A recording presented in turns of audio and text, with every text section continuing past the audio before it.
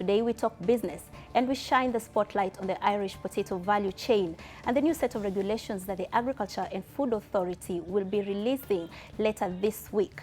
The Irish potato is one of the most important foods in Kenya, coming second after maize and on the list of staples. Annual production of potatoes, however, is estimated at 1.6 million tons, valued at 50 billion shillings. But challenges such as poor quality of seed have kept production low, to the frustration of many farmers.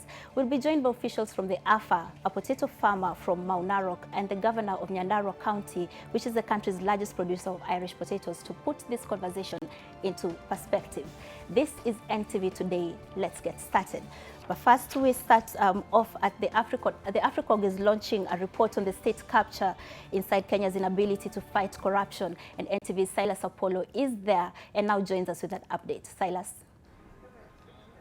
Yes, Zaynab, we're here at the Laiko Regency in Nairobi, where the AfriCog, that is the Center for Africa Government, is launching a report on the fight against corruption, which of course has been launched by President Uhuru Kenyatta, who's declared a war on corruption. Of course, there's a number of issues that have, of course, come up in terms of the prosecution of witnesses, in terms of gathering evidences, and just a whole debate around the war on corruption. And today, AfriCog is launching a report, of course, titled "State Capture." The main issue, the main point of discussion today is whether the war on corruption launched by President Uhuru Kenyatta is likely to succeed or not. Of course, that a number of players in the sector have argued that the war is not sustainable as much, because there have been a lot of issues in terms of the politicization of the war against corruption. And besides just the politicization of the war on corruption, there's also been the issue that it's been more of the president playing to the public gallery in terms of fighting the war against corruption.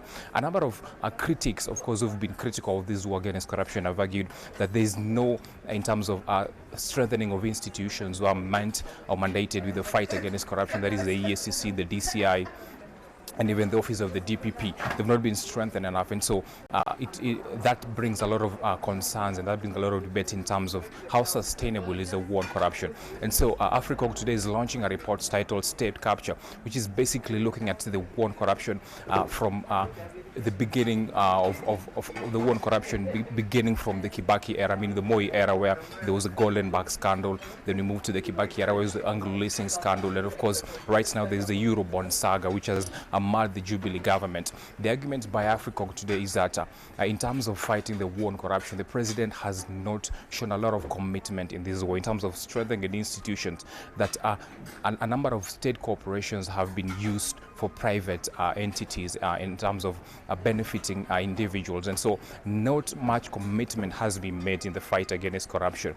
There are a lot of panel discussions which of course has been set up. One of them is going to be led by John Githongo, who you remember was one of the faces behind the blowing up of the Anglo-leasing scandal. Of course, we also have economist Dr. David Ndindi, of course, who's been at the center of this Eurobond debate. So we expect a lot of discussion to happen today, a lot of deliberations to come up today in terms of how sustainable is this war, and what is the initiatives by the government. Is that the government ready enough to fight this? We'll be keeping tabs just to let you know what happens and update you in our subsequent bulletin. Thank you, Silas. We'll still be following up with that story as it unfolds. Now, moving on, officers from the Directorate of Criminal Investigations yesterday flew to Dubai to record statements from Ali Zandi, the representatives of the United Arab Emirates royal family, over the 400 million shilling gold scam.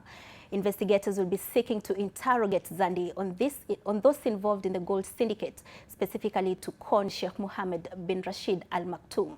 Zandi's statement is expected to help guide the police on who to summon for questioning. NTV's Mel Miondo reports on the investigation that has also seen detectives raiding residential homes alleged to be gold smelting joints.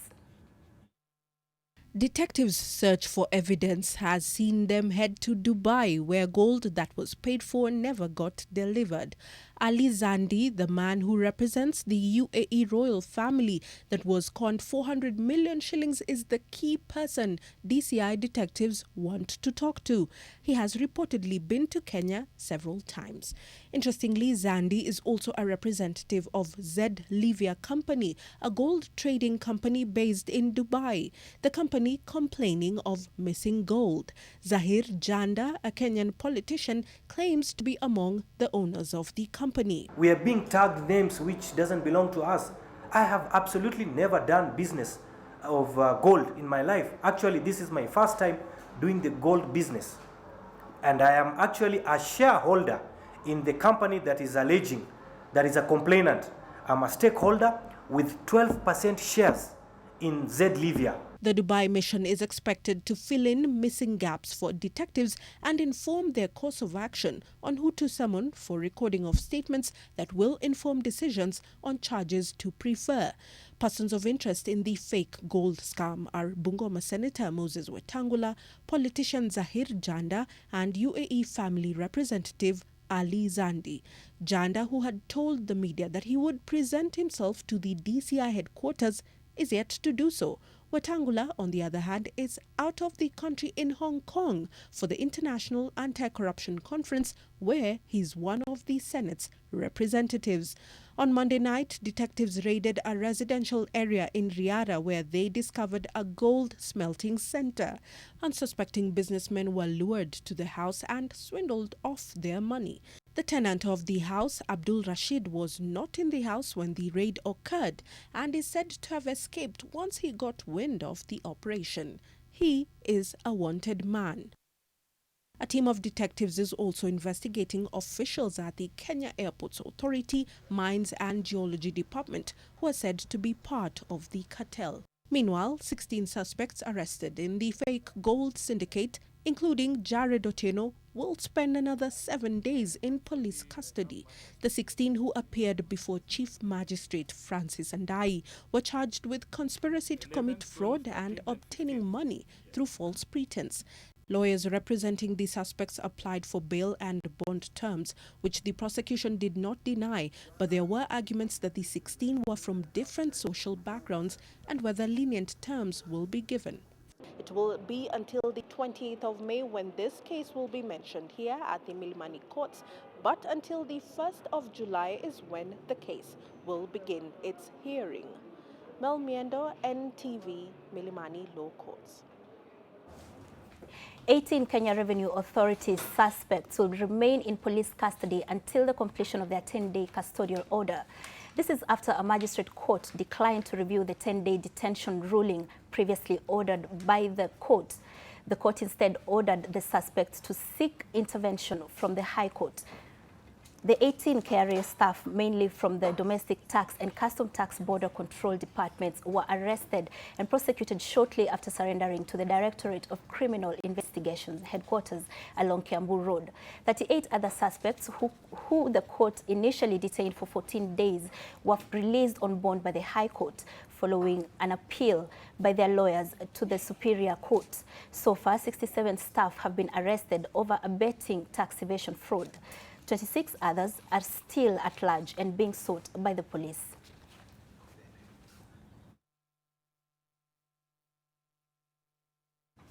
Now, we have become a bandit economy, an indictment by the former Chief Justice Willie Mutunga that rings as true today, as it did well over 3 years ago when he said it.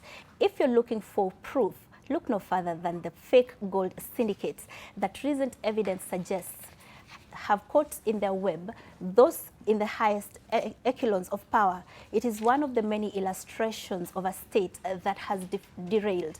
NTV's Olive Barrows engaged with a few experts and expounds on the bandit economy. The state is like a cattle dip. Every animal should go in and come out through the other side. In Kenya, the state is so broken, there are some animals which say, I am not going into the deep. So they have ticks and fleas and everything else which they are spreading. Why? Because they have known that the state is broken and they can refuse to go in. A broken system which former Chief Justice Willy Mutunga described as a bandit economy. An economy in which those who hold political power conspire with crafty, shadowy figures, popularly described as cartels, to enrich themselves. In an interview with a Danish newspaper, the former Chief Justice put it this way: "The influence of the cartels is overwhelming. They do business illegally with politicians. If we don't fight the cartels, we become their slaves. Leaders who fight the cartels must be prepared to be killed or exiled." Evidence of this bandit economy abounds, be it at the National Youth Service, where millions were paid out for air, or the National Cereals and Produce Board, where traders who were not farmers were facilitated by NCPB officials to supply maize in large quantities using fake vetting forms. A mother, 2 daughters and a son, for instance, supplying maize worth 745 million shillings using fake vetting forms and receiving their payments in record time. This is the process we are saying was infiltrated by traders and other people to the extent that some people delivered using fake forms. It has become the rule rather than the exception. The top management of Kenya Power and the National Lands Commission paraded in court with evidence they conspired with their families to steal from the very institutions entrusted to their care. More recently, proof of this bandit economy was in the arrest of dozens of Kenya Revenue Authority staffers.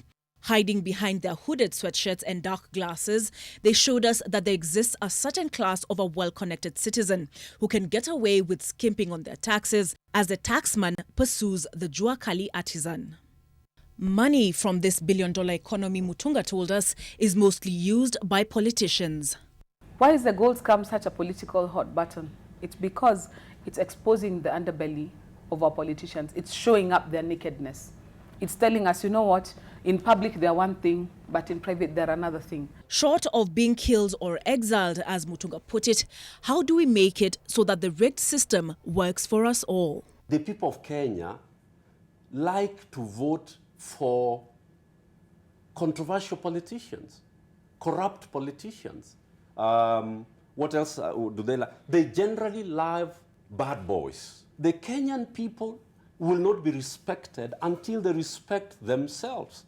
There are some things that we have to do as the people of Kenya for us to be taken seriously. Olive Barrows, NTV. The disclosure and publishing of the standard gauge railway contract that was promised by President Uhuru Kenyatta in December is now clearly easier said than done. The new Chinese ambassador to Kenya, Wu Peng, says there are international laws and commercial interests that would come in the way of such agreements. NTV's Mark Masai reports. 5 months ago, in a first-of-a-kind sitting with journalists, President Uhuru Kenyatta addressed one of many concerns, among them the 327 billion shilling standard gauge railway from Mombasa to Nairobi, and concerns that certain clauses would lead to Kenyan assets being mortgaged to China in case of a default. He promised full disclosure of the same. You want a copy of the contract? My friend, I'll get it to you tomorrow. And if you prove... That has been a long wait, even after following up. And today, another opportunity to seek the same with the representative of the People's Republic of China, that is the new ambassador to Kenya, Wu Peng, presented itself in his first meeting with the Editors Guild. Ambassador Wu Peng, in office for a little over 2 months, was very clear on the issue of disclosure of the SGR contract. So they are commercial interests protected by Chinese rule of law, and it also in line with common practice. The second obstacle is every country has its own legislation, rule of law, right? In China, we also have these kind of laws. So I cannot say we agree or disagree, disclosure, these kind of agreements. Ambassador Peng also said no Kenyan asset is at risk pegged on the SGR loan. I can assure you that any loan agreements between China and Kenya are in line with common international best practice. None of Kenya's national assets has been mortgaged for the SGR loan. Neither would any single Kenyan national assets be seized nor controlled by China, even if, a very big if, okay, in a situation of default. The Second Belt and Road Forum in Beijing, attended by President Uhuru Kenyatta, his high-powered delegation, including Raila Odinga in April, also came up in the ambassador's speech to members of the press, refuting reports that the leaders came back without a deal for continuation of SGR Phase 2B. The funding of the Naivasha-Kisumu SGR was not on the agenda of the President's this time meeting in Beijing. The government of Kenya is now focusing on the operation of the Mombasa, Nairobi, Naivasha SGR to maximize its overall efforts. Whichever way you look at it, the new ambassador was just doing his job, representing his boss. But he left the forum with the promise that journalists will keep pushing for answers on behalf and in the best interest of Kenya. Mark Masai, NTV. Now, we shift gears now and go to Homa Bay County, specifically in Bita, where the Kenya Maritime Authority is there over the next 2 days conducting illegal raids on illegal transport services on the Lake Victoria. And right now we join Bernard Ojwang, who is there and now gives us more details on this. Bernard. Thank you very much, Zaynab. We, just as you have said, that we are here in Homa Bay County, to be precise, Mbita town at the lake shore. As you can see, this is where all passengers heading to Mfangano, Takawiri, Ringiti, they usually board their boats here. And currently, what you can see, operations are just, boat operators are currently going on with their business as usual ahead of the crackdown that is going to be done here by the government. Kenya Maritime Authority, in collaboration with the security agency and Homa Bay County government, will be carrying out a crackdown here on boats that are operating without license, and also they will be arresting passengers and also boat operators who are operating in here without putting on life jackets, and also those people who do not comply with the maritime safety rules. And remember, we'll be here. They are supposed to be here and continue with the operation, and we'll be following them keenly, and we'll be informing you on more updates as they unfold. Back to you. Now, as I started this conversation, I said today we are going to be talking about potatoes. And yes, tunachonga viazi leo. And we'll be peeling back the peels of these potatoes, talking about the regulations, the policies, the packaging. And why we are talking about regulations is because the Ministry of Agriculture, particularly the Agriculture and Food Authority, has come up with some set of regulations which will be effected soon to look into this matter. And now to put this conversation into perspective, on my immediate left, we are joined by Governor Francis Kimemia, who is the governor of Nyandarua County, the largest producer of Irish potatoes in this country.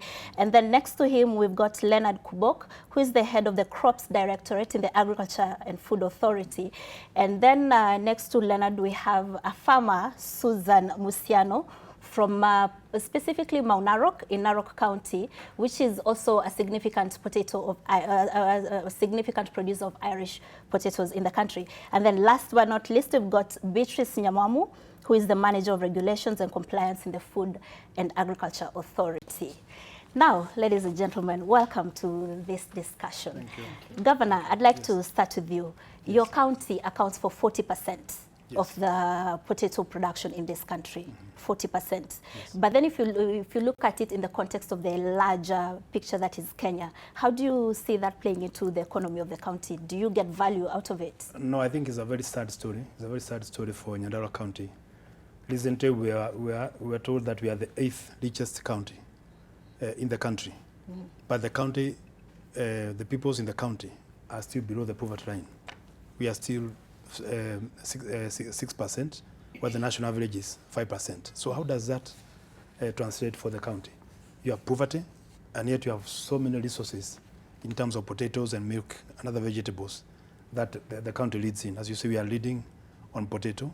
Potato is the second most important crop in terms of food security in this Yes, country. that's amazing. We have about 10 billion shillings in the county. We have about 5 million people in the country that depend on the potato. So it's a very, very major food chain, strategic food chain in this country, but it has been relegated to dustbins of productivity. So I think these are very historic moment. It's a very, very grateful. We are very grateful for the national government and also the people of Nyandarua and the potato growers for agreeing. I think for the first time in 5 years we have struggled to get these regulations on board. It's the first time that we see now the regulations have been approved and the farmers will stop being exploited. We shall register them. I think that is some of the requirements, that we register these farmers. Yes. We also adhere to certain standards, international standards, bring in the private sector to start investing in potatoes. I'm developing a tissue culture to start producing quality seeds. We have one in Ojorok, a European, we are doing with the European Union, 120 million tissue culture, clean seed production, and we shall also multiply it into Tumaini NYS, yes, NYS farm. To the NYS center, yes, by we'll the also way. be also doing that. The issue of markets is something we're also looking at. And yesterday we started with the ICDC, the tendering for the now potato processing plant.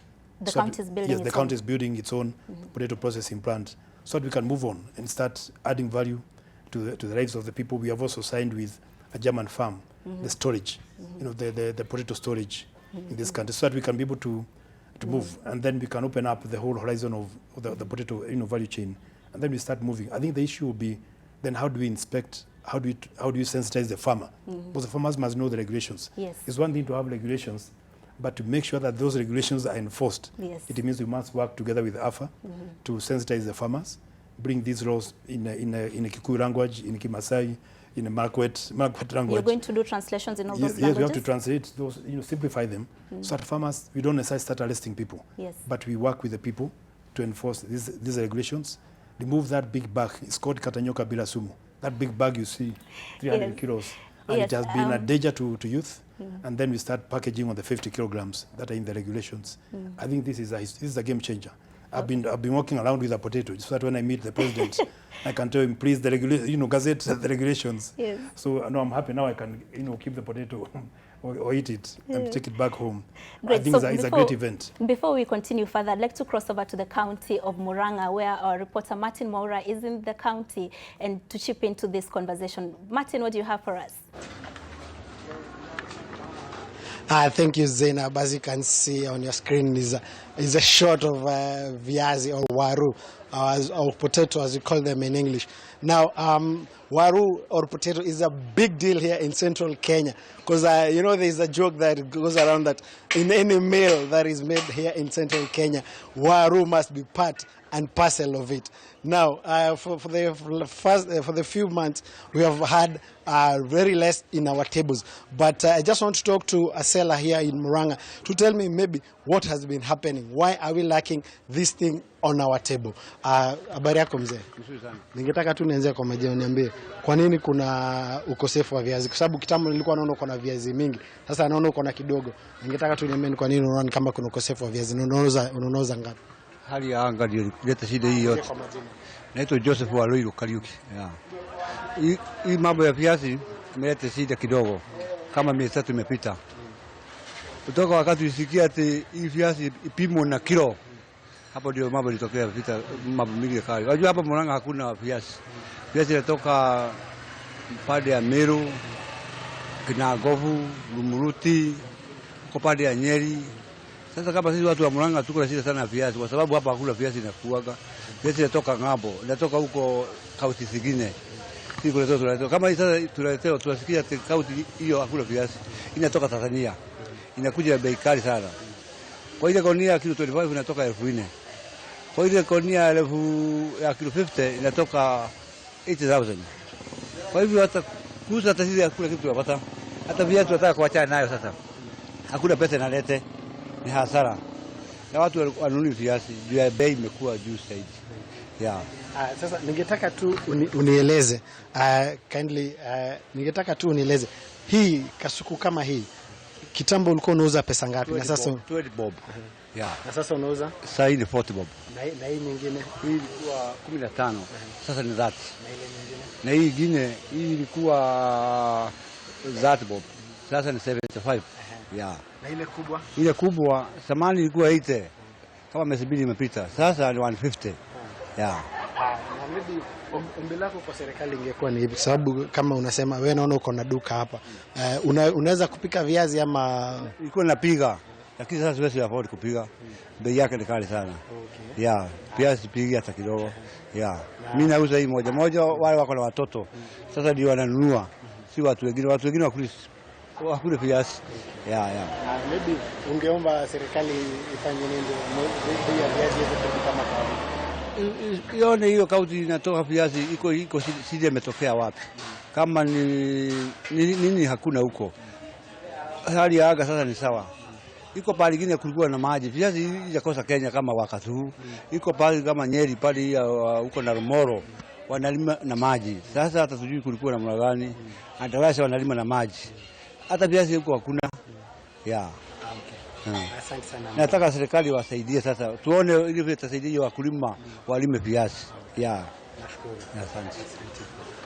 Zaynab, as you have just heard, we are just talking to a Murang'a resident who runs a motel and has a business that sells vegetables. As you have said, waru, as we call it here in central Kenya, has become too expensive that even the locals are not consuming. They are saying that it's only bought by parents who have kids who cannot take any other food. But it is said that it is missing on our daily menu. And you know, waru or viazi, it's a delicacy here in central Kenya. Now he's saying that they are forced to import this waru from Tanzania, which becomes more and more expensive. They're asking the government to intervene so that it can go back to the normal prices. Back to you, Zaynab.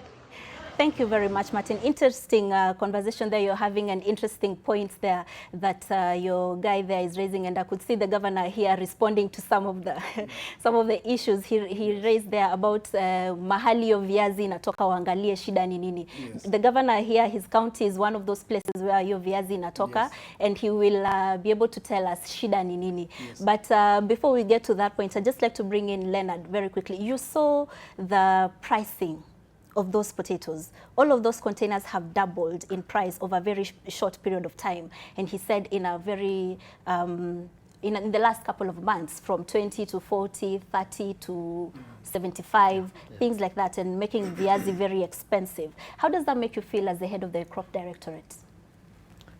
Thank you so much, Zaynab. The situation is a bit unsettling, given the fact that the potato is one of the major food security crops in our country. Unfortunately, challenges in the production and the marketing system and storage the cause of such a situation and the price volatility. The entire value chain for the Irish potato has been beset with a number of challenges. But I want to say that the potato value chain, after cost-benefit analysis, is a profitable enterprise. It is something that everybody along the value chain, from the farmer to the consumer, can benefit equitably. Now, the potato shortage, we can blame it twofold. One, we have had a prolonged dry spell since the short rains of last year, from August to this month of May. So definitely that one has impacted on production. Kenya is significantly doing rain-fed agriculture. Anytime we have challenges with the climate change, drought, that one impacts on production of potatoes. That one is one critical factor. Two, storage is still a big nightmare in the Irish potato value chain. Seasons of a lot of production are not commensurate with our storage capacity. If we are able to handle this nightmare of storage, during massive production seasons, we can store them. There are technologies, advanced technologies that can be used to store potatoes for up to 1 year. Netherlands are doing it. They only grow that crop for 1 season and supply the entire year. In Kenya, we have basic appropriate technologies that can store potatoes for 3 months, 4 months, up to 6 months. The technology is in existence. So if you look at it from the drought perspective, then do you foresee the prices beginning to come down maybe in the next few weeks or so, or will they continue to remain high throughout the year? I foresee a situation where the prices will still be high because we just got the rains in late April. The earliest we can get potatoes from the major potato producing areas is normally after about 60 or 75 days for the early maturing varieties. So I foresee a situation where the prices will still be high 3 months into the next few months. Over the next 3 months? Yes. Now, before I bring in the farmer in the panel, I'd like to just cross and go to Ms. Nyamwamu from the Agriculture and Food Authority. You're in charge of regulations and compliance. I'd just like to talk about this special issue. Gazette, it's titled Legislative Supplement Number 10, Legal Notice Number 17 of Crops Act, the Crop Irish Potato Regulations of 2019. The 33-page document. Tell me a little bit about these regulations. Why now? Thank you very much, Zaynab. And indeed, I can say that for Kenyans, our Kenyan farmers and all the stakeholders, these are moments of celebration because for the last 5 years, we have been working on this document. Why now? It is the ripe time for the regulations to be born at this time, not that we started working on it now. Mm-hmm. As I said, the Agriculture and Food Authority came into operation in 2013. Mm-hmm. Agriculture and Food Authority was to operationalize the Crops Act. In the Crops Act, Section 40, it empowers the Cabinet Secretary for Agriculture to develop regulations to operationalize that act for all the scheduled crops, which are over 100 of them. Our directorate, the Food Crops Directorate, is the newest directorate in the entire authority, whereby we are handling around 21 scheduled crops.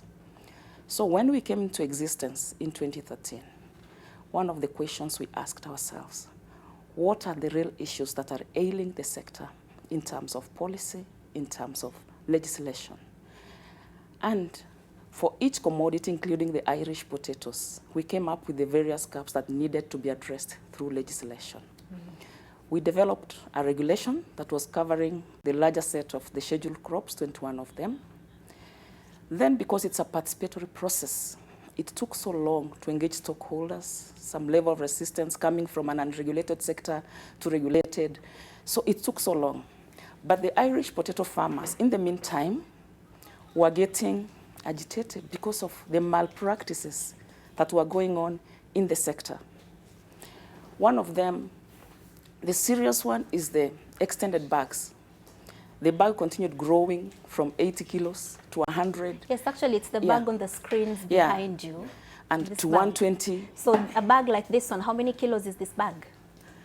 It depends. You can't tell because the bags are not weighed. Mm. About 2 to 3.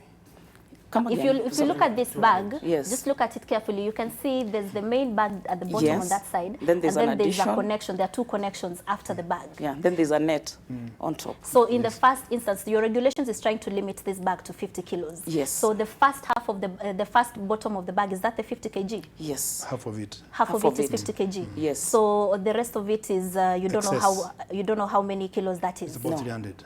About 300 kilos. Yes. Okay. So Susan, yourself as a farmer, if you look at this bag, how do you feel about it? Do you get paid for a bag like this one? When I look, as a farmer, when I look at that bag, it really pains because you can imagine how much you've done the whole year, and the cost of production is very high, especially the labor, the fertilizer. We also lease the farms. And then a broker comes. You know, it even makes it worse because when you want to sell it, you call a broker and ask him, leo utaninunulia viazi na ngapi? It's not you who will tell dictate the broker, the I want you price. to buy at this much. And then you'll also ask, na utashona na gunia gani?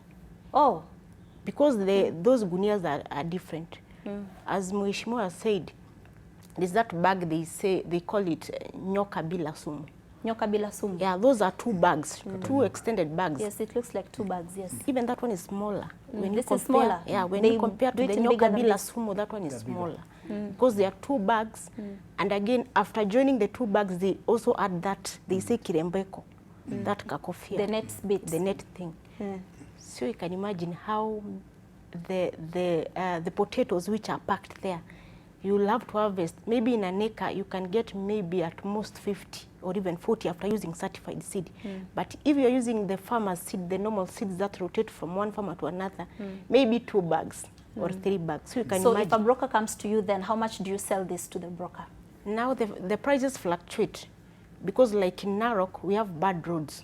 So when they come to buy, they'll, in case it rained yesterday, and maybe the price was 200 shillings. Then they come, you ask them, what are you going to buy my potatoes? What is the price? He tells you, didn't you see that it rained yesterday? So the price is 1,000. Now just because it rained and because of our bad roads, you lose 1,000. So the prices fluctuate. There are so many reasons of prices fluctuations. At times they tell us, you see now, there are so many potatoes, in fact, we're just helping you to buy the potatoes. So you can imagine how you feel as a farmer being told they are helping you to buy the potatoes. So we are really happy as farmers to hear that there will be regulations which will really save us from the bad experiences that we have with the brokers. Have you read the regulations yourself? I've not read, but they came to the place where I come from. I'm from Narok North. So they came to our center called Eurengitoko. So they read to us, they told us about the new regulations, and we were given a chance to give out our grievances. So we were told that in the process, we are going to get new regulations on packaging, marketing, and such. So I've not read them, but they told us, they briefed us. So you support the 50 kg bag limit? I really support as a farmer. Governor, going back to you and what you heard from Muranga. Yes. This guy had a very specific question. Yeah. Mahali viazi inatoka, shida ni nini? Yes. So you coming from mahali viazi inatoka, shida ni nini? Shida ni mingi. Shida ni mingi. I think what Madam has said from Narok is very important. That sio sisi tunasema bei ni hii. It is the buyers, these brokers, who say, today we are buying this because it rained. Because it was rain yesterday, or the roads are not good, or they're not be done, or there is something, we shall buy them this way. And there are all sorts of excuses. And farmers are left at the vagaries of those brokers. That's why I joined Madam in, welcoming these regulations. The major problem because the farmer raises very many issues. The major problem is lack of storage capacity in the counties. Because there is no incentive. You see, government must come in, the national government must come in. It can't be left to the counties alone. They must come in as part of food security, as part of the 4 pillars, and be able to invest, bring in the private sector now, particularly with these regulations. The environment is predictable. So the private sector should come in, and as I said, we have already invited the German farm. As a country, we have also invested not only in the potato processing plant, but also in cold storage. Yes. Cold storage, so that when there is bumper harvest, then you're able to buy those potatoes from farmers at predictable prices, store them in the cold storage. How long can you keep them in the cold storage? Even a year, up to a year or more. Then you're able to store them, and then you process them or release them to the market. When when they are well packed in 50 kilogram bags, washed. Whichever types you want. We're also looking at varieties. Come up with better varieties for chips, for mokimo, for this and this, for starch, and all those things. So I think the main issue, let's point to the farmer, is lack of cold storage, and also lack of proper seeds that can produce more potatoes. You find that the productivity has been going down. Yes. Instead of going up right from... Right now we're getting seed mostly from Netherlands, right? Yes, they're coming from Netherlands. So we want to now produce our local seeds, but also high quality, clean seeds, zero defect seeds that can go into the market. I think that is the response. Unless we... Because there are many things that must also be able to back up these regulations, whether it is roads, good roads. Counties must invest in good roads with the national government, good water, dams, up to the homes, small ponds in the homes. He talked about irrigation in the Kenya area. The people are growing irrigation, but now water is finished. We must recoup the environment, recover the environment. We are planting 1.4 billion trees in Nyerere County, at least to make sure that we recover the... Billion or million? Billion trees.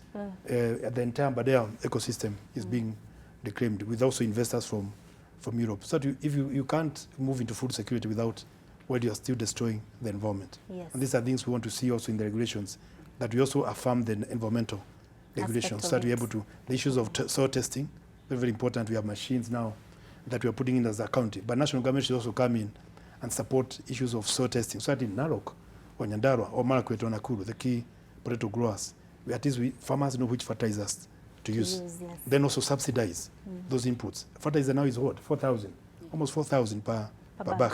And you're supposed to put 2 or 4 bags per acre. So if you then calculate the returns, it's almost zero. Yes. So most farmers have a bag per acre. So the productivity is, in Nyandarua is only 30%.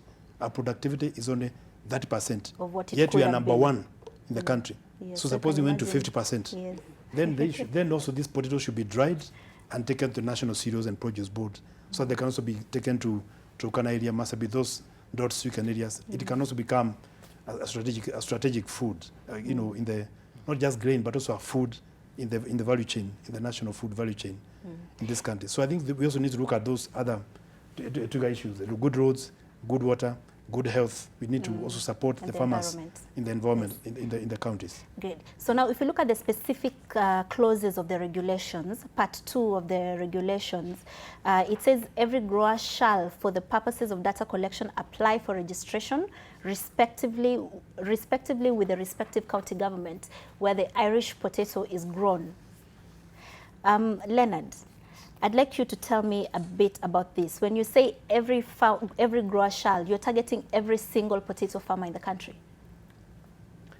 Yes, we are targeting every grower, but if you go to subsection 6.1, there's the farmer has the freedom, the small-scale farmer has the freedom.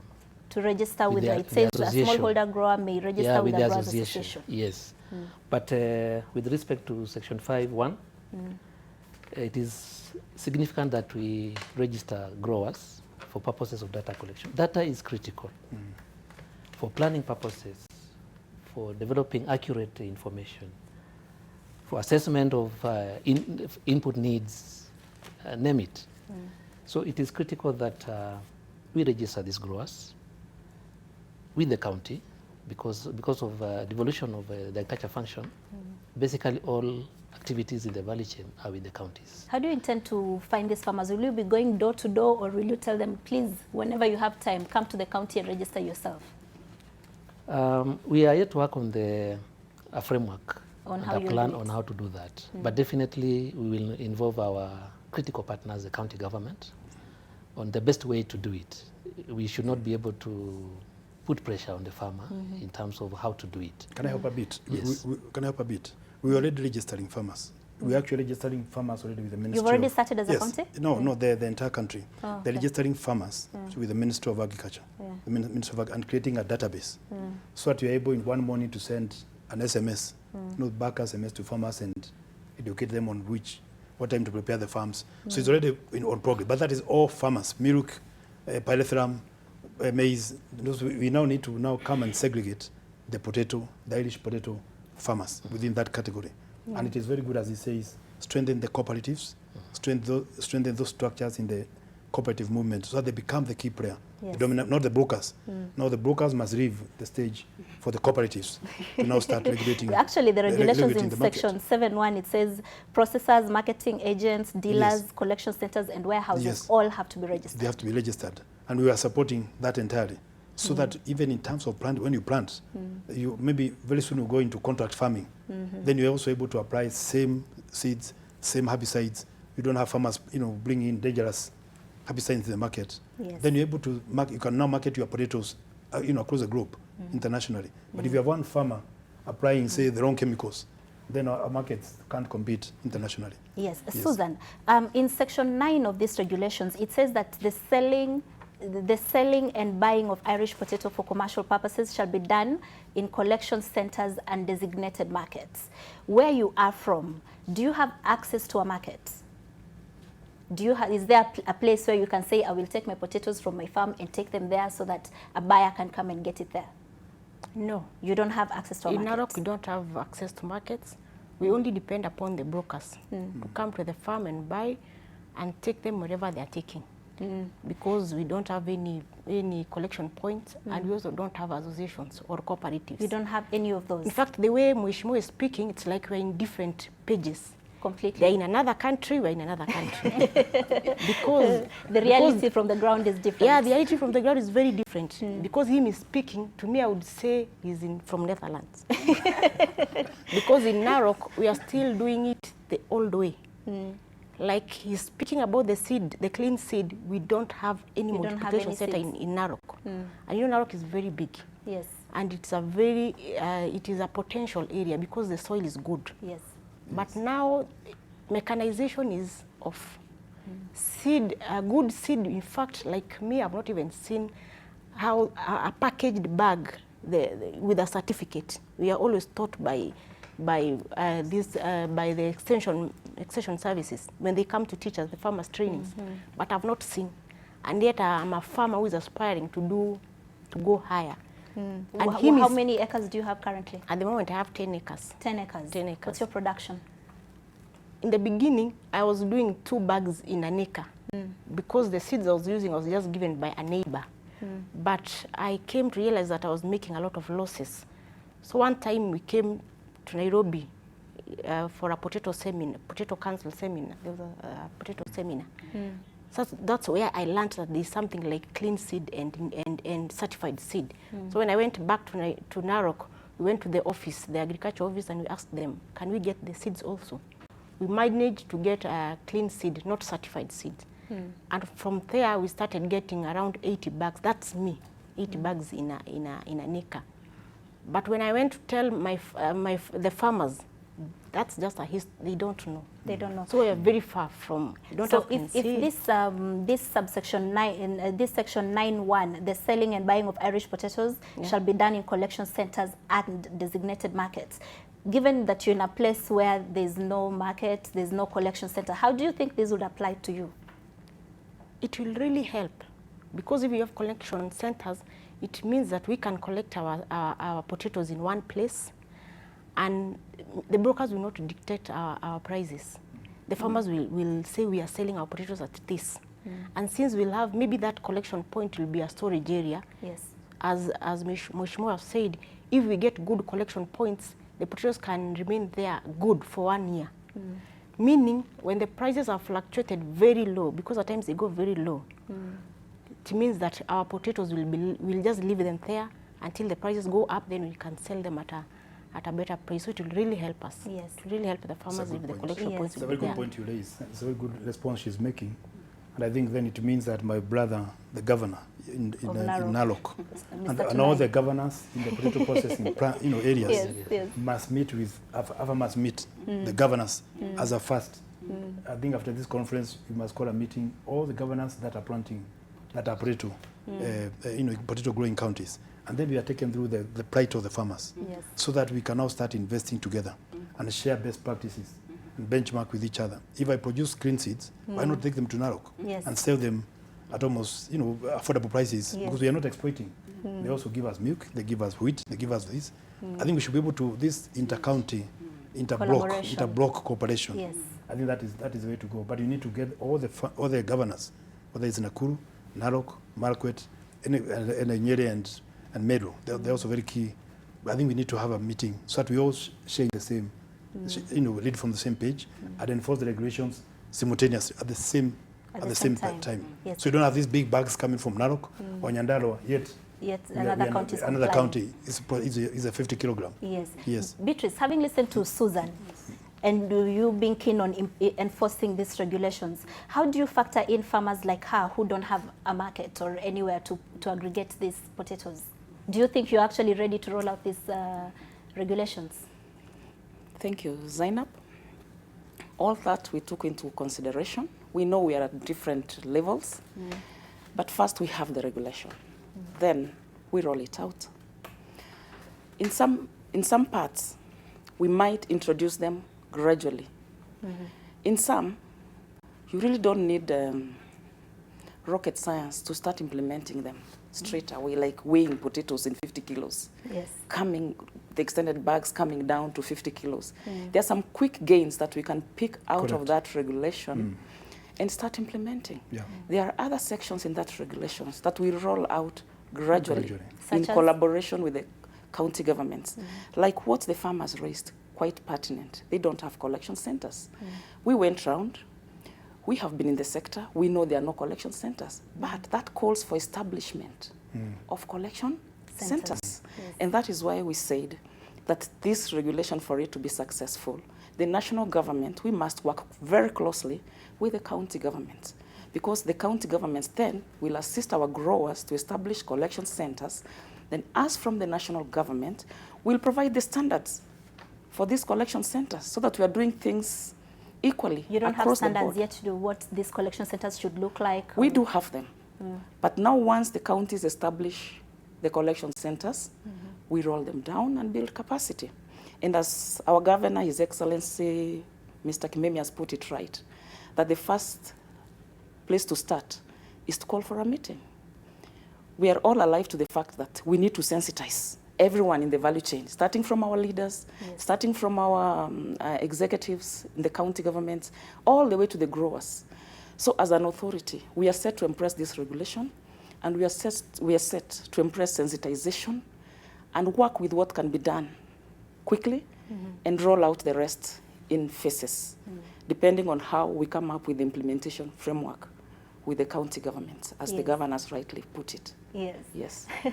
Interesting discussion. We still have several sections of the regulations to go through, as well as some clarifications. Like, for instance, the regulation says a person who contravenes these regulations commits an offense, but it doesn't specify what is the offense or what is the penalty for the offense. So that's something we will talk about shortly. But first, we need to take a quick break. But this panel will still be right back after the break. Don't go away.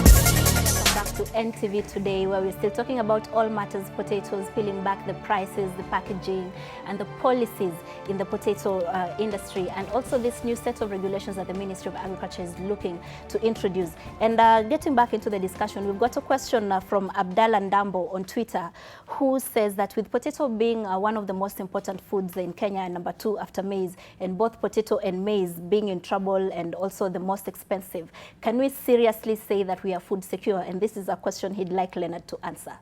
Leonard? Yeah, thank you. His name is Abdallah. Abdallah, Mr. Abdallah, for that concern. Definitely we have a bit of Kenyans who are still food insecure. Sometimes 1 million, sometimes 3 million, sometimes 10 million when it is very critical. There are challenges with ensuring that Kenya is food secure, but we have put in place mechanisms to address those challenges. We can't say that we are in dire situation when it comes to food security in our country. We are not in a dire situation. We are not in a dire situation.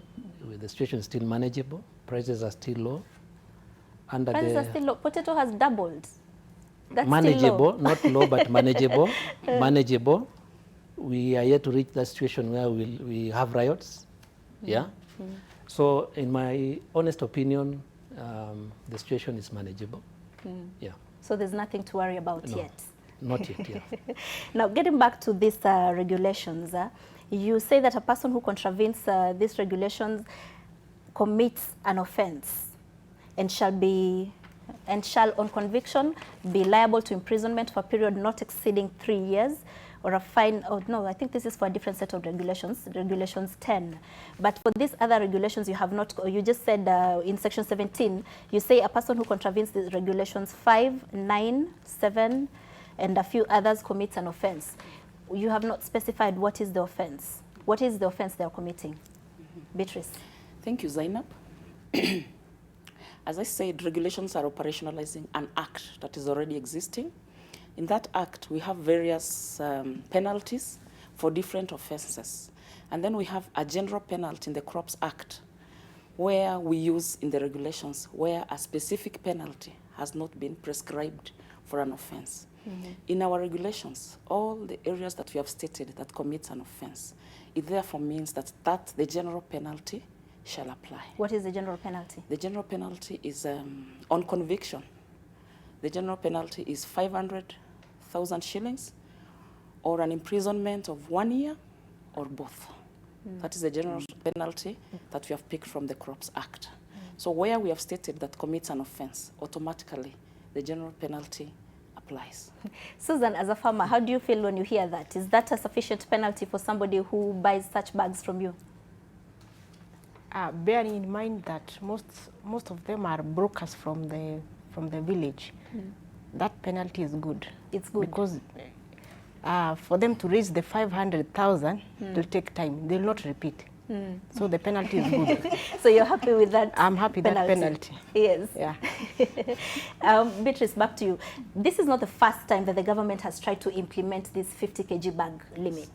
A few years ago, I think back when Felix Koskei was still CS of Agriculture, there was such a situation, such a law. He tried to implement such a law, and then people went to court to stop this regulation. So what makes you think you're going to succeed this time around? Thank you, Zaynab. Yes, we are very much aware of what happened. I think that was back in 2014-15. When you look at the AFA Act gave a provision that the Cabinet Secretary shall ensure that all produce is packaged in a maximum of 50 kgs. That was in the AFA Act. But this act did not provide for a penalty. So there, it became very difficult to enforce, because then we had to use 2 acts to look for penalties. That's the Crops and the AFA Act. But why specifically we were stopped from implementing that one? It's because we had not followed due process of developing regulations. What had you failed to do? We had failed to do public participation. Okay. Which is a legal requirement, that as you develop regulations that are going to affect a critical mass of the population, you must undertake public participation. Have you done so with this this time Yes, around? we learned our lessons, Zaynab, because we failed terribly. We were stopped by the courts from implementing that specific clause in the AFA Act. And now, as we embarked on now putting our house in order, we made sure that we have sealed all the loopholes. We have followed due process from what the law requires us to come up with the regulations. We have gone out. We have done even a public forum. We have advertised these regulations in websites. I think now we can comfortably say that we have done what the law requires, unless there's another issue that may make other people to take us to court. But from our side and from the side of the county governments, we have put in our best. Yes. Yes. Governor, going back to the issue of this bag here, Yes. Traders and even farmers have also been accused of not exactly being honest when it comes to how they sell these potatoes. For instance, we've got some potatoes here. Yes. You can see this bag is perforated, it's got holes all around it. So you can see that all of it is potatoes.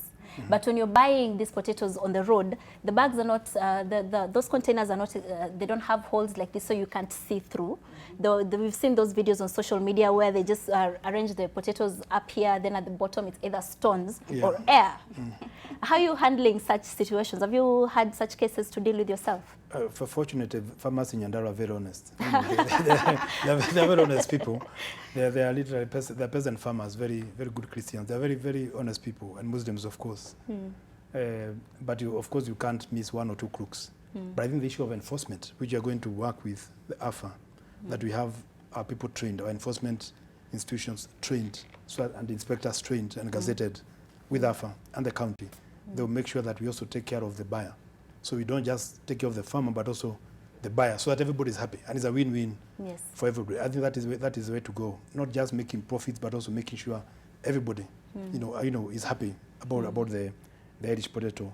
There's something that has not come. The issue of mechanization. Madam talked about it from Narok. Mrs. Yapan, she talked about it. Mechanization is very key. And also getting the youth into the Irish potato development. We have very many groups of youth in the county, and we just need to buy them small farm equipments that are hand-driven but mechanized. So you don't, the issue of djembe. If you tell a Maasai to go with a djembe to the farm, they will not go. With someone, but if you train them, she's got 10 acres. With 10 so acres, with her 10 acres, she should be able to mechanize. She can get a small but for the mechanization. majority of the other farmers who have half an even acre, half an 1 acre, acre, how are they going to mechanize? There's more, pool, equipment that you pull, with your hands. But of course, they are moving by themselves. You weed. They do the molding of the soil. Yes. You have to bring the soil together. But we also, as a county, we have machinery that we release to farmers at very low prices. And it will come, it will plow, it will plant, it will harvest. So all you need to just wait for money to come. And then the seed is not damaged. You don't have the skin damaged. Yes. It comes out. So we need to also move into technology and research. And those are things that we need to invest in. That's why the national government, under the 4 pillars, can't escape this. It can't just be the counties alone. The national government, under the 4 pillars, that issue of food security that was asked is a very pertinent question. Yes. We may say we are stable, but after another 2-3 years, we will not be stable. Okay. We will not be stable. We need to invest in agriculture and take farming seriously. Now, I'd like to bring in the issue of potato varieties. Yes. The varieties of potatoes that we grow in the country have sometimes been brought into question. There was a time some government officials said they don't know how Shangi, which is the most popular variety, they don't know how it got into Kenya in the first place. And now they had to formalize it because it came in through informal systems. Yet it's the variety that farmers like most. But processors seem to have an issue with this particular Shangi variety and a few other varieties we have because they are not process worthy. So you'll find some of these processors importing from Egypt or South Africa, yet we have potatoes in the country. So looking at our basket of potatoes here, Leonard, that we have here, are you able to tell the variety by looking at it? Yes. What variety is this? This is Shangi. This is Shangi? Yes. What makes it Shangi? If you look at it, what makes it Shangi? It's unique red deep eyes. Oh, the red eyes, the eyelets, these ones? Yeah. These eyes here make it Shangi? Yeah. And the color? The color? It's almost golden. Yeah. The shape? The color, the shape is oval? Yeah. This oval shape? Yes, and the color is quite golden, light golden. Yeah. Okay. Okay, so the characteristics of Shangi, just going over what you've said, the shape? Deep red eyes. The deep red eyes? Yes. oval And shape. the color, how do you describe this color? Golden yellow.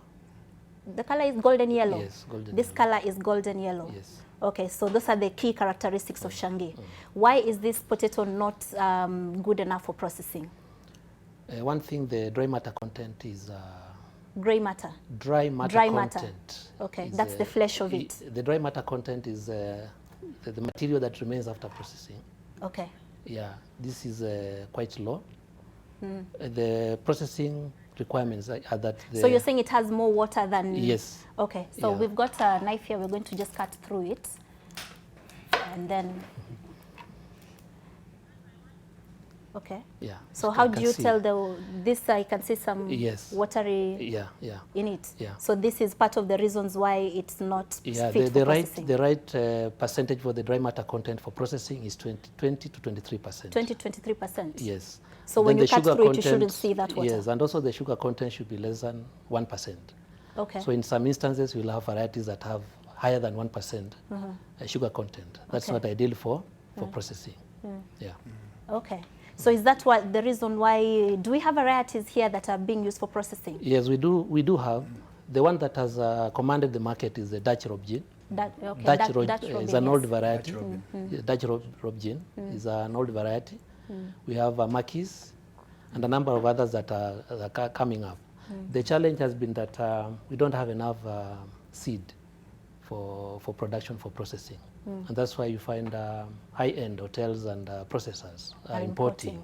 Yeah, because we don't have adequate quantities of the right material for processing. Yeah. Why is Shangi the variety that farmers like the most? It is very easy to cook. 10 minutes, it's ready. And it grows very fast. It grows very fast. Very fast, yeah. But in 1.5 months. Yeah, the major disadvantage with Shangi is that sprouts within 10 or so days. So if your storage is poor, you will not be able to have a good quality. You cannot keep it for more than 2 weeks. Yes. Yeah, it will sprout. So this is Shangi because of the red. I see it has some, these are what you're calling eyes. Yes. So for the other varieties, these eyes are not red. Others are not red. Others are uniform color from the skin color for the entire potato. Okay. Yeah. I see this is greening on the That is bottom greening here. because of exposure to sunlight. Exposure to sunlight. Yeah. And So that even is, when you and cut that through is it, it looks a bit carcinogen. It is greenish. carcinogenic. If, This is carcinogenic? Yeah, if it is green, that is dangerous for your health. Oh wow! So when you see the potato is greening like this, you're not supposed to eat it. You're not supposed to consume it. It will result in cancer. Carcinogenic, yeah. Ah, I did not know that. I think we just cut the. What if you just cut the green part away? I don't know if this green color is very visible to the camera because it's a slight discoloration. It's I don't know how to describe it. It's just green, It's right? green, yeah. It's a bit discoloration. I don't know if the camera can see that. Leonard says if you see the potato is turning green like this, do not eat it because it is carcinogenic, he says. So that cancer will start to show itself over a period of consumption, right? Yeah. Carcinogenic means it causes cancer. So if you eat it over a period of time, you may get some cancer. Now, let's talk about the size of the potato. Is that good enough? It depends with the consumer preference. There are those who like it that way. There are those who like it bigger than that. But the standard for processing is that it should not be too small or too big. Not too small, not too big. Okay. Yeah, because of packaging. There are certain packaging requirements that require that the potato should be of a certain size. Yeah, if it is too big, it may not fit into the packaging after processing. Okay. Yeah. But if you're processing it, for instance, for chips, potato, in Kenya we call it chips, but some parts of the world they call it potato fries. If you're packaging it for potato fries, you need this kind of shapes, right? For crisps, if they are too big, they may not fit into the packaging after processing. Okay. But for the ordinary French fries, that is chips, the requirements are not very stringent in terms of potato sizes. Yeah. But again, if they are too small, you'll have to do a lot of peeling for you to be able to have adequate volumes for frying. Yeah. Okay, so we're going to take a slight detour from this conversation, and we'll come back to peeling these potatoes in a short while. But right now we need to cross over to a sports reporter, Sean Kaduvilis, who is attending the Kenya Academy of Sports conference that has been going on since Monday. And today is the last day, Sean. Yes, a very good morning to you from the Crown Plaza Hotel here in Upper Hill. It is the final day of the sports conference organized by the Kenya Academy of Sports. There's been a lot of deliberations about the way forward. This is in terms of the business of sport. Remember, sports is a massive business worldwide, not just in terms of money, but also in terms of tourism, the amount of visitors it brings. It is a massive business. And of course, how can Kenya take advantage of that? Well, that's what the inaugural conference is about. Proud to have with me the chairman of the Kenya Academy of Sports, Paul Tergat, of course, also the president of NOC, the National Olympic Committee of Kenya as well. Mr. Tergat, first of all, thank you very much for joining us on NTV. Your thoughts on the conference so far, how's it been? Thank you again. I'm happy that NTV is a part and parcel of relaying the news to the public. I want to say that the conference is going on so well. This is it's an inaugural conference of sports. You see, sports need to take a center stage in everything that we do as a nation. And I believe that by engaging so many professionals, athletes, coaches, people from medical professions, everybody here, it is so that we can be able to find a common ground for all of us to make sure that sport is such a huge. We need to make sure that sport become a lifestyle to all of us. And that is why we need to make sure that we work together as a team. All right, we can see a lot of different stakeholders as well, and not just local but international. It's very important after the conference to really make sure that that's really where the real work starts in terms of seeing how you can press forward. Yes, you see, what we are doing now is that after this conference, all the presentation and the stakeholders that we have international guests who have come to do a presentation with us, and we appreciate that they were able to sacrifice their time and be part and parcel of us. We are going to make sure that we condense everything, which definitely will be, especially now that we are talking about sports as being decentralized to the counties. We need to make sure that we all be talking to each other. We're working together, harmonizing what we do so that we can be able to grow sports in this country. As you all know, that sports is such a massive industry worldwide. And I believe that if even us in this country, we can still be able to make sure that we utilize sport from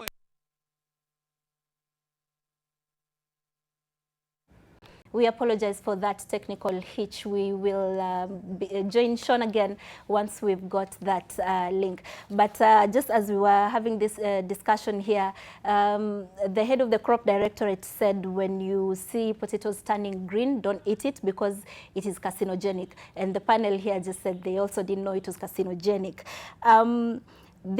He says it turns green because it is too much exposure to direct light, such as the sun. What about when you cut the potato and sometimes you find it's pinkish, purplish inside? You know, when you've cut it, you see some bits of it where it's purplish. And with some exudates. It's what? With some exudates. Yeah. That one is because of the bacterial wilt that has been caused by the infected soil. And it's a serious problem in most of our Irish potato growing areas. Yes. There's no cure to it. There's no chemical that you can use to deal with the bacterial wilt. The only measure you can do is to let the land go fallow for quite a while, or open up new land and use the clean seed. The bacterial wilt is in the soil, it is in the soil, not in the seed. Yes, and it can take even up to 50, 60 or 70 years to survive. 70 years to survive in the soil, yeah. Wow. Yeah. Susan, did you know about the carcinogenic quality of the greening of the potato? No. Have you been eating green potatoes?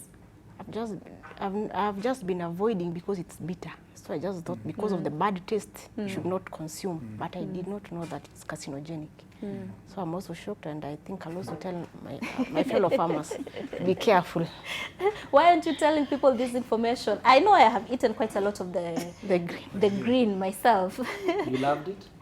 I'm not sure. I don't eat potato much, but I know I've eaten a lot of the green bit. Would it make a difference if you just cut out the green bit and eat the rest of it? Maybe that is something that is subject to speculation, but I want to believe that the greener it is, the more dangerous it is. So if your potato is 5% greening, I want to believe that it is safe. But part of the standards, the East African standards for potato, 748. Some of the things that we look at are some of those aberrations. If it is green, you have to keep it aside. You cannot trade in a material that is not conforming to the standards. Fit for consumption. Yes. Yes. Okay. Susan, what varieties do you grow? In Narok, the common one is Shangi. Because the farmers they call it an ATM. An ATM? Yeah, because it's a fast growing. It's fast growing, and the market is also available. So when you have your Shangi in the farm, you know you already have money. Yes. Within 3 months, your money is ready. Have you tried other varieties? Yeah, there was a time the extension officers brought the Sherekea. Sherekea, yes. Yeah, Sherekea, I think is from the Kari. So they introduced it, they brought it to that place called Eurenkitoko. So the farmers planted it. When the time for harvesting came, the brokers refused to buy completely. They said there's no market for it. So the farmers were discouraged, and they ate up all the potatoes because they could not sell. By then I was new in farming, so I bought the seeds because according to me, I realized that it's a clean seed, it's a certified seed, so I was imagining I'll do good business. So I also planted it in 2 acres. Unfortunately, when the time came for selling, the brokers refused. They said this type of potatoes cannot be sold in the market. So I ended up taking the crop myself, a pro box every day, every Saturday. I take it to the market. The lower parts of Narok, the dry parts, the Mara side. So after that, I was also discouraged because I had to sell it myself. Did you manage to sell it all? Yeah, I used to sell it, but with difficulties. Because they are used to Shangi, they just believe Shangi is the potato to be sold. So the brokers just laughed at me. They said, you cannot buy this. So I was also discouraged, despite the fact that it does very well in Narok, but the market.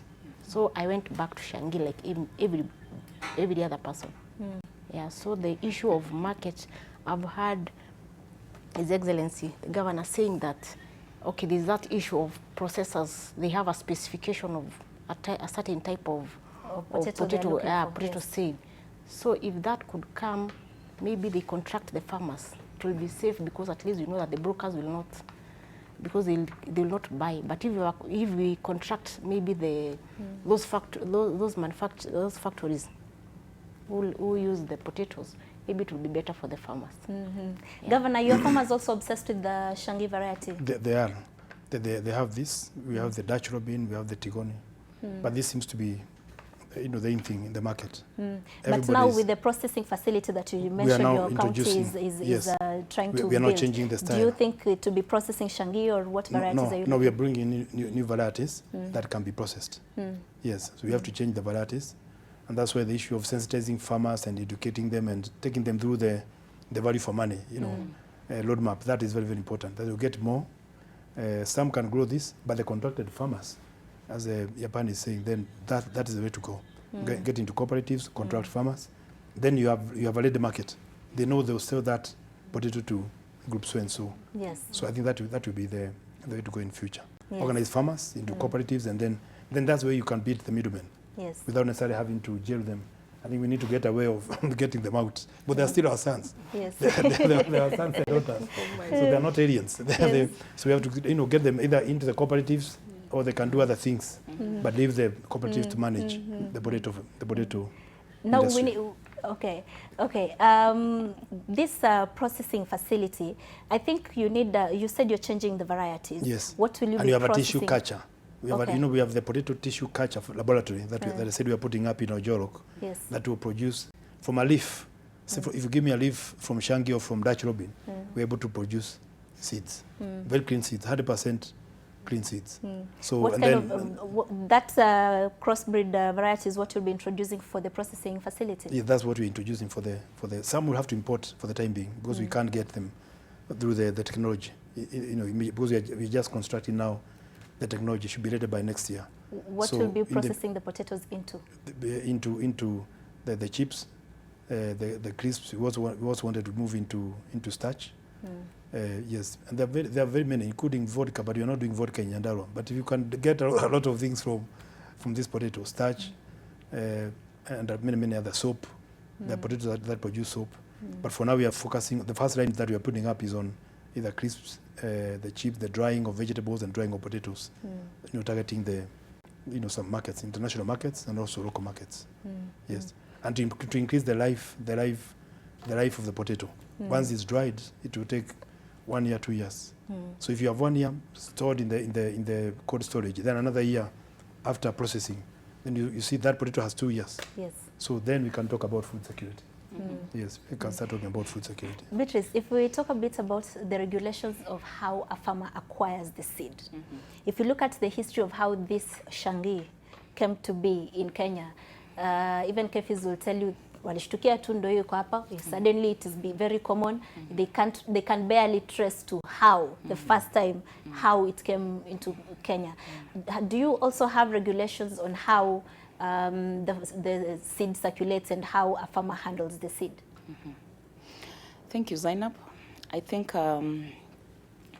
one thing we need to recognize is the fact that regulations are anchored on an existing act.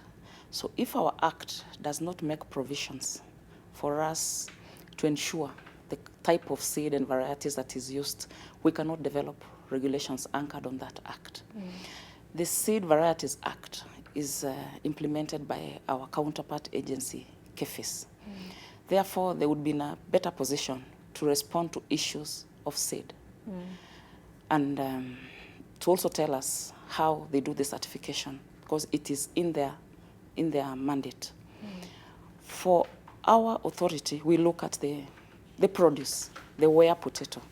Then what we do with our producers, we emphasize at the farm that you must use certified seed. So then, that is where we work together with KEFIS to ensure that what the producers are using is certified seed. But who does the certification and what type of seed? That is a mandate of KEFIS.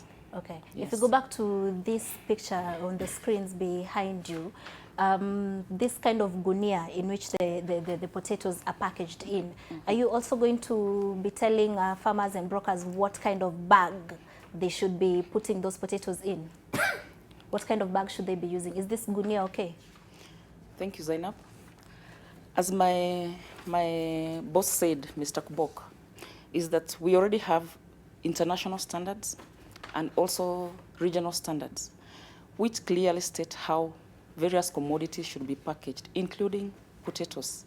In our regulations, we have teased out some of the packaging materials that we need for potatoes. Yes, some of them are already available in the market, and some of them, as we said, it is going to be a roadmap. Yes. We will sit with manufacturers to discuss and see the possibility of injecting some bags into the market for purposes of packaging potatoes. When you go to the region, like Rwanda and Zambia, they have already impressed the good packaging for potatoes. Just maybe I didn't send you some photos of how they are packaging their potatoes. So it is something doable. We might need to do with some of the bags at the moment as we engage manufacturers to inject the packaging materials into the market so that they are available to the traders and even to the farmers. We intend, as I said, some things we will roll them out gradually so that we don't shock the system. Yes. We don't want to get in a position whereby traders are not picking potatoes because they don't have a bag. But as government, what can we do? Whom can we work with to make sure that these materials are available in the market? And there's something we are calling good agricultural practices, which focus on those standards. So right from production, there's a way that we will roll out those standards so that they are embraced. Right from production, how you grow the crop, how you pack. But of importance, when you look at the regulations, we are saying that all the potatoes after harvesting, they'll be graded and packaged at the farm level. Yes. So by that graded, you mean sorting it in terms of size and yes, quality? we have various grades of potatoes. So then, what we have been having in the market is actually a mixture of everything.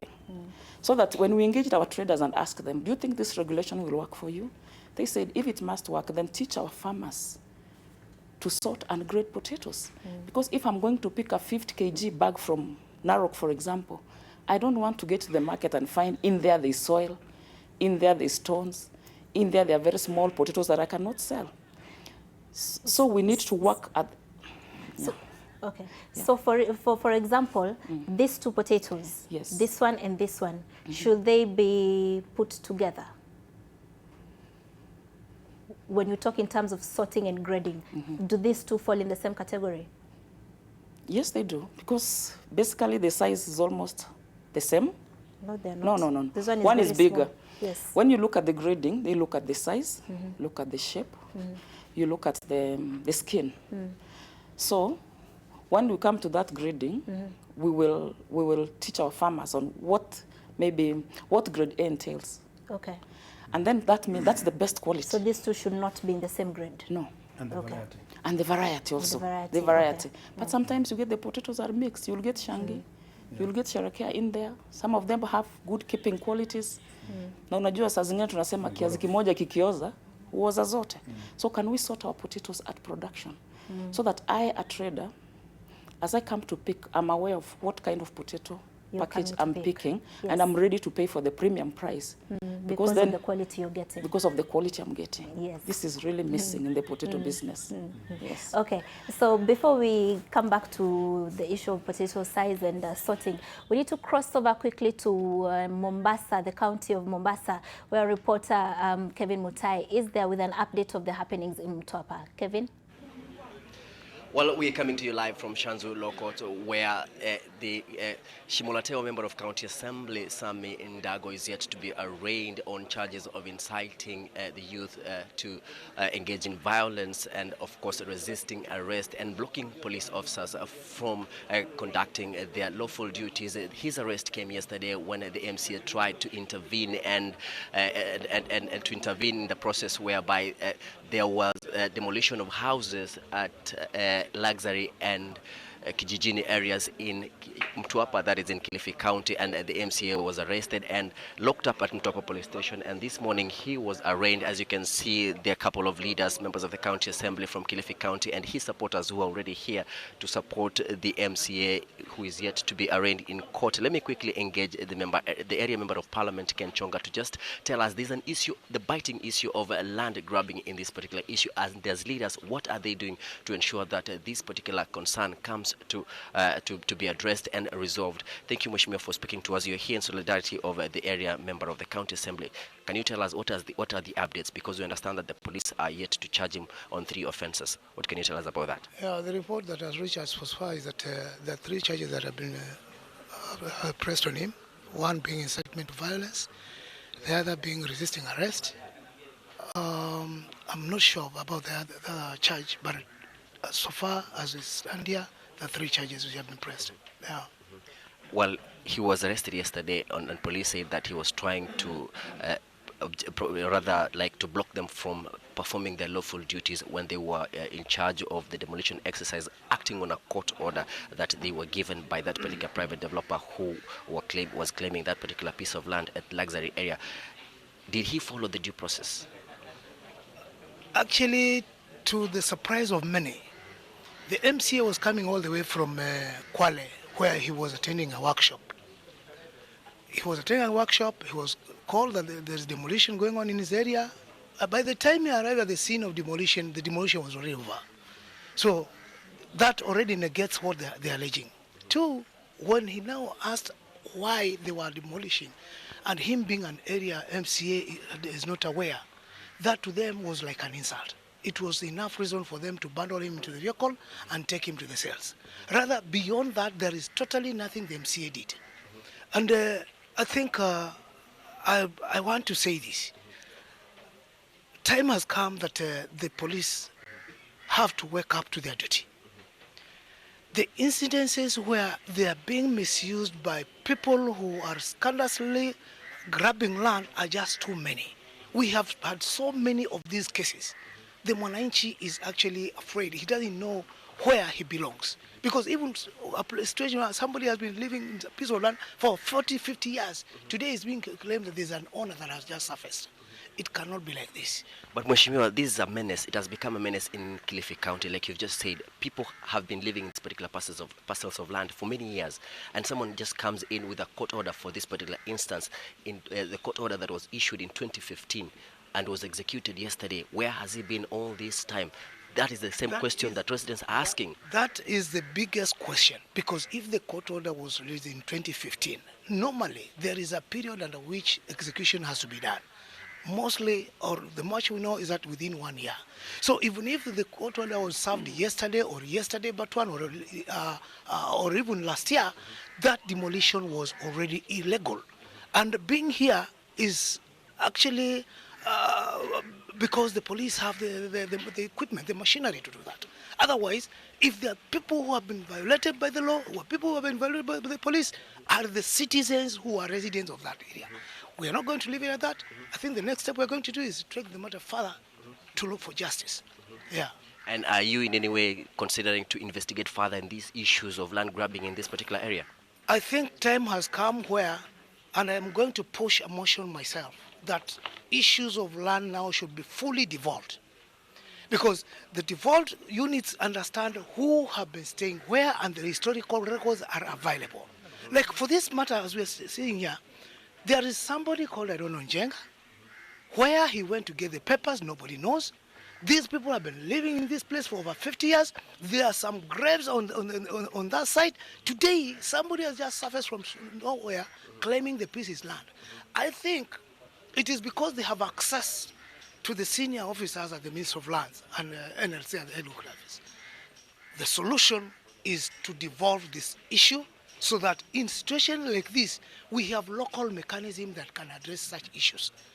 Even issues of, coming to issues of selling land, I'm sure there are regulations to that effect. But they'll be effectively managed when these laws are devolved. That is the only way I'm seeing it.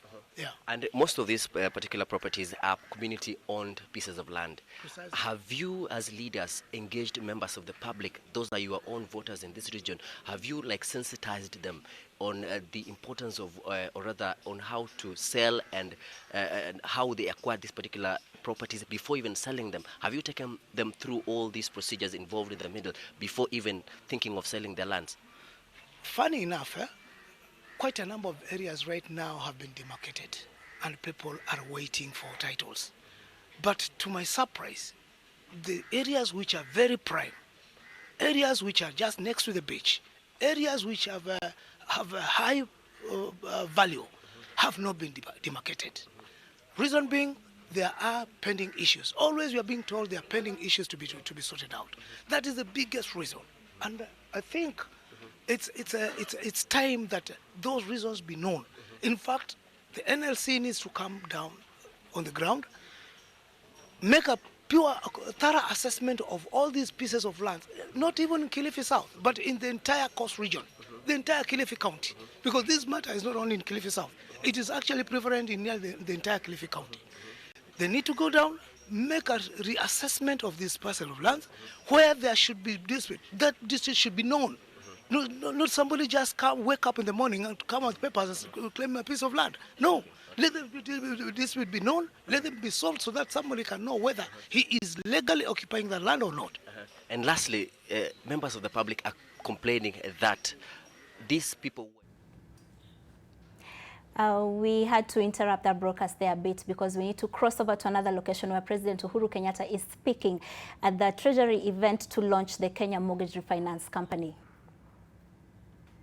New approach is now required, one that establishes the right legal, regulatory, and market environment for the efficient deployment of private as well as public capital. Ladies and gentlemen, today a number of institutions are now in the mortgage sector, including banks, microfinance banks, savings and credits, cooperative organizations, SACCOs. And according to the Central Bank of Kenya, the total outstanding mortgage debt in 2017 stood at about 223 billion shillings.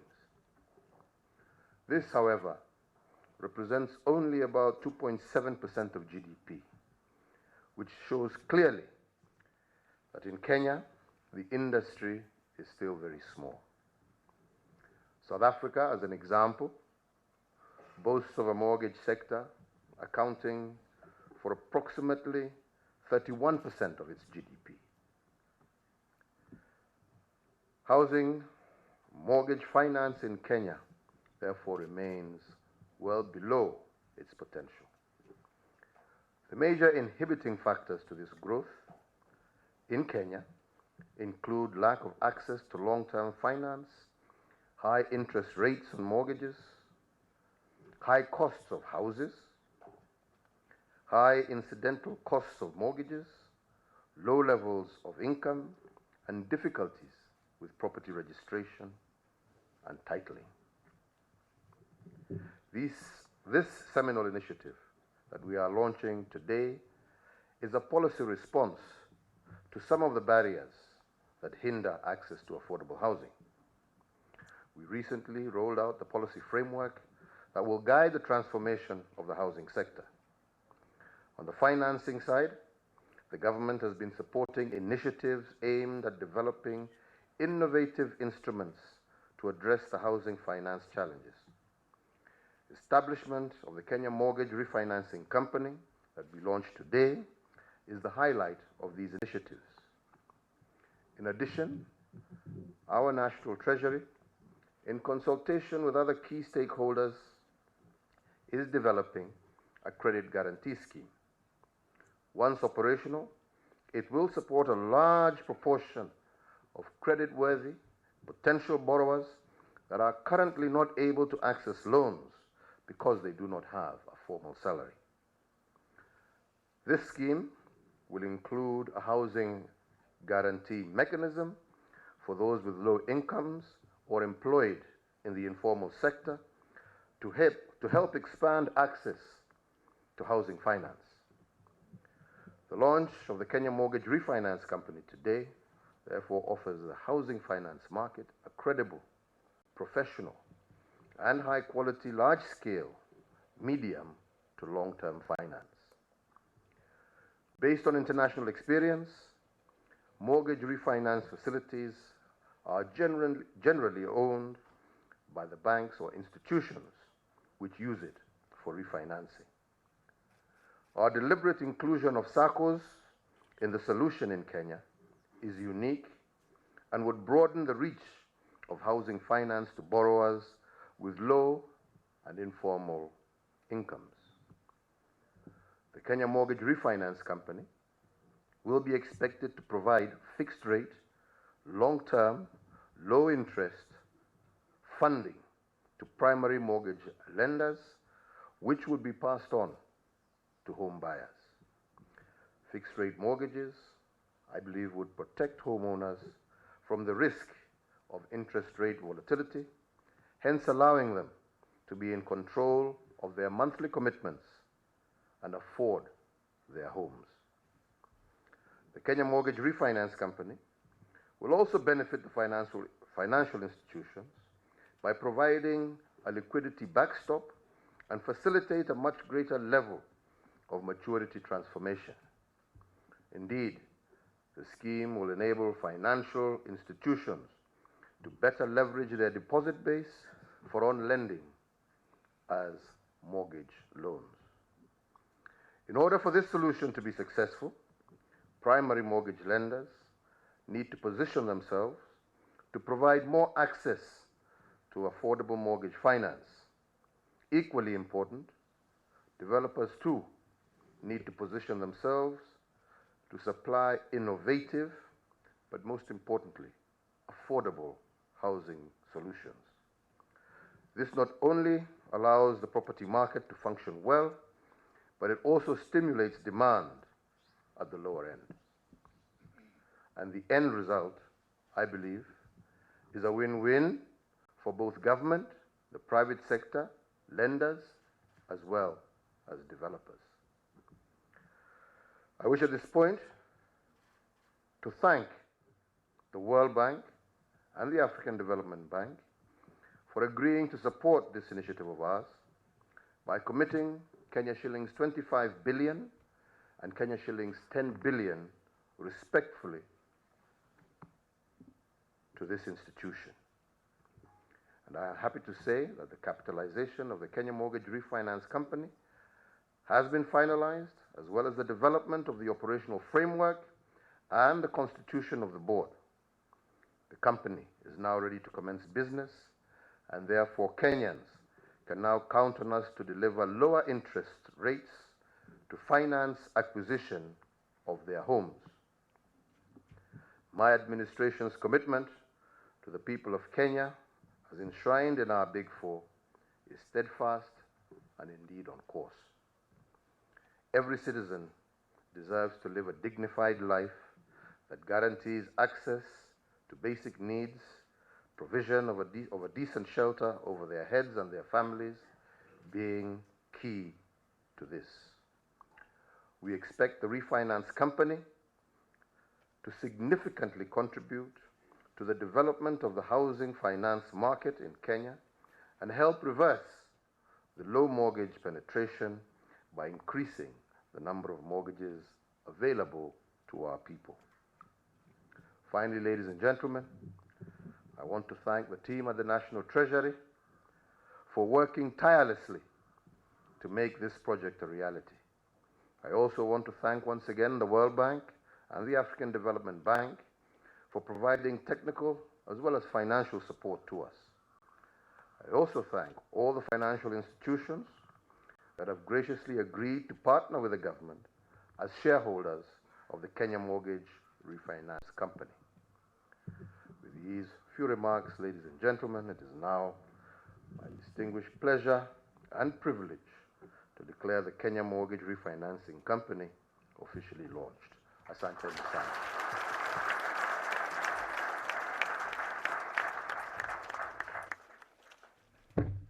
Distinguished ladies and gentlemen, I now wish to request His Excellency the President to be joined by the Cabinet Secretaries.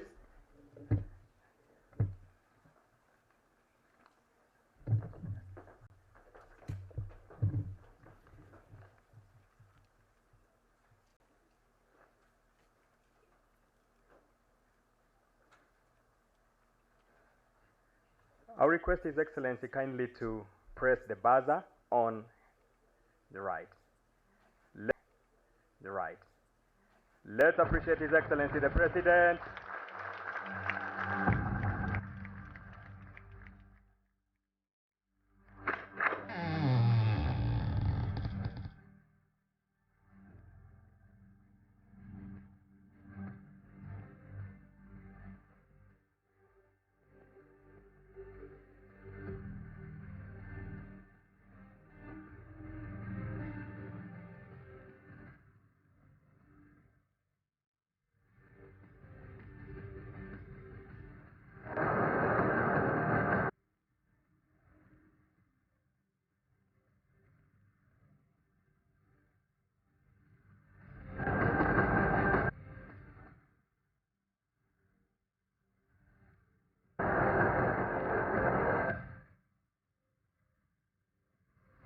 Let us appreciate the Kenya Mortgage Refinery Company with a round of applause, ladies and gentlemen.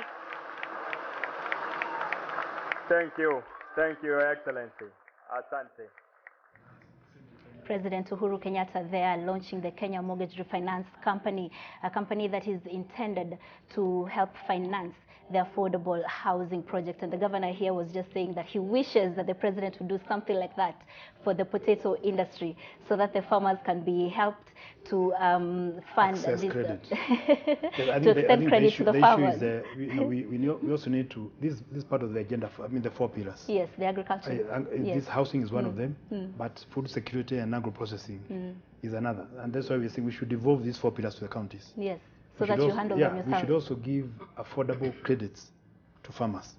Farmers, almost zero interest rate to farmers. At least so that you're able to at least rejuvenate agricultural sector in this country, part of the transformation that they're doing. I need to interrupt you briefly. We are running out of time, so I just need each of you to just make very quick remarks as we conclude this conversation. What are your final thoughts, Governor? I think my final thoughts is that we need to work together with AFA in enforcing these regulations. They have too long. We want to welcome them and we will support making sure that they succeed. And we can only succeed if we work with the people in the counties. I think once people self-regulate, once there's self-regulation, I see things working out very well. I talked about soil testing, bringing out, there's backup infrastructure that needs to come to the counties in terms of roads, good roads, power, agriculture, water, affordable credit, as has been done in the housing. We also need to see that, even if it means revival of the GMR, the guaranteed minimum returns that came up in the 70s with the first president, it really helped farmers.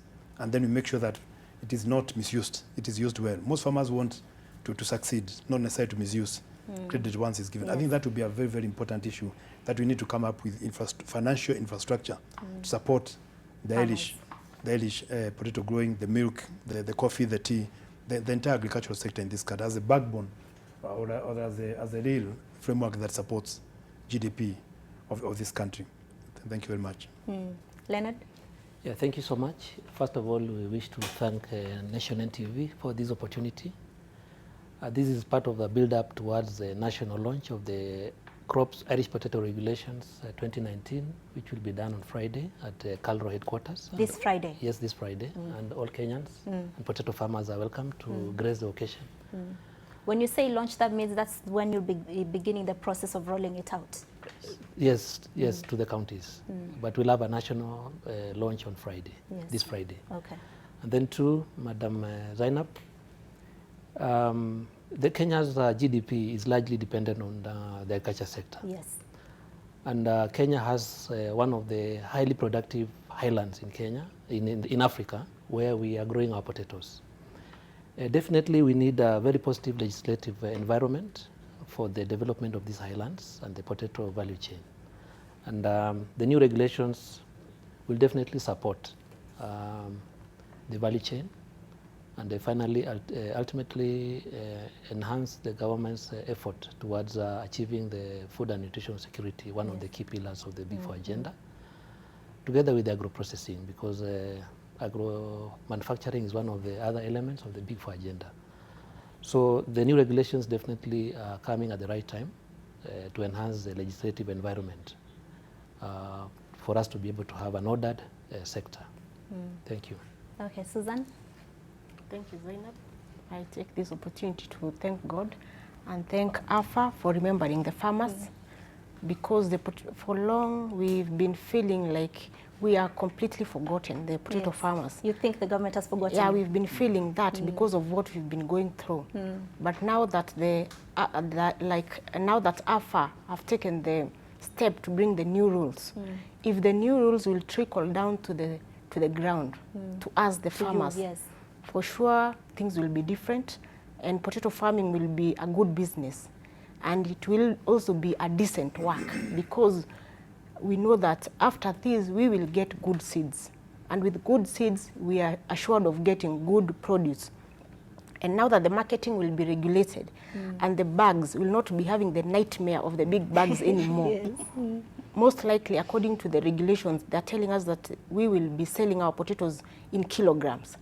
I think we will be rich farmers. Yes. Because we'll stop being poor as we've always been because of the big packaging. Yes. And also, we also hope that now that the regulations are here, we also hope that the county government and the government will also help us in mechanization.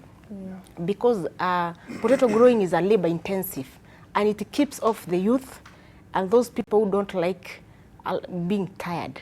So if the mechanization can come in, it will attract more farmers. Yes. And it will be also a decent job. All right. Thank you, Susan. Good. Finally, Beatrice. Thank you. Just 1 minute. From my side, I thank NTV for inviting us today. You have helped us to sensitize the public about the upcoming regulations. And to all our stakeholders, I want to thank them for supporting the process of developing these regulations. You supported us very effectively, right from the county governments, the executives in the county, especially the 15 major potato growing counties. You made our work very easy when we were conducting public participation. And on the same note, I would like to request that we engage on the same level when it comes to implementation for the success of the potato subsector. And we'll be there. 30 seconds. I'd like to thank the President because we have worked behind scenes to really plead with him to make sure that these regulations are gazetted. Okay. It has taken 5 years. So you're happy that we want to thank Matiang. gazetted. We met last week with his cabinet, Matiang and the CS Agriculture, and they told us they would do it within a week, and they've done it. So we'd like to thank the President and his cabinet, at least for making sure those regulations have come. Let them now enforce. Let's work with the governors and let's enforce those regulations in the counties. For Nyandoa, it's very good news that hiyo katanyoka bila sumu imeisha. And finally, somebody on Facebook, Lucy Kimani, says this task is trying to regulate a disjointed and disaggregated industry. And the potatoes were, if the potatoes are for exports, then maybe it would have worked. So maybe that's something you can look at. But I thank you very much for making time to join us in this conversation. We've been talking about the Irish potato industry, the policies, and the new regulations that the government will be seeking to enforce beginning this Friday. But as we go, one thing you need to remember is that they have said if you see your potatoes are starting to turn green, do not eat it because it is carcinogenic. That means it could cause cancer if you eat it over a long period of time. And this is where we end NTV today. NTV Sasa will be starting shortly, so don't go away. Thank you for joining us.